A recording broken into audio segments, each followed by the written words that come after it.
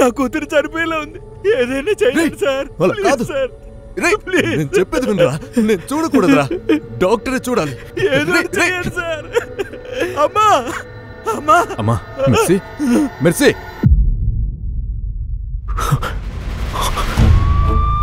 కొన్ని రోజుల క్రితం దగ్గరలోని గ్రామానికి చెందిన మెర్సీ అనే చిన్నారి మిస్ అవ్వడం సంచలనాన్ని సృష్టించింది. మీరు రండమ్మా, ముందు కూర్చోండి. సార్, ఇతని పేరు భాస్కర్, పైన పక్కింట్లో ఉంటాడు సార్. ఆ అమ్మాయి మీతో మాట్లాడేటప్పుడు అనుమానించేలా తేడాగా మీకేమైనా అనిపించిందా?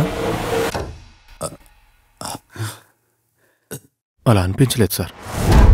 అది కాక ఇది బాబు మెదడులో ముఖ్యమైన నరానికి సంబంధించిన విషయం. డబ్బు అరేంజ్ చేస్తే మనం ఈ వీకే సర్జరీకి రెడీ చేయొచ్చు. నేను రిటైర్డ్ అవబోతున్నానని నాకెవరు లోన్ ఇవ్వట్లేదు డాక్టర్.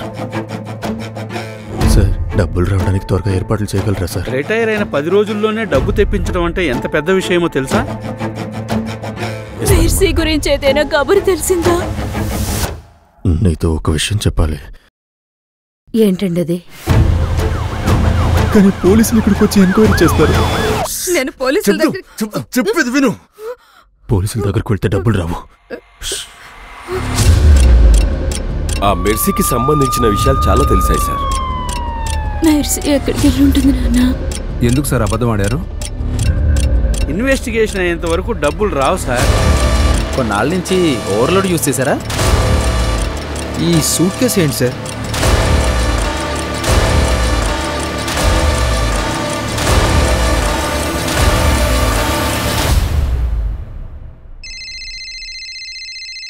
హలో.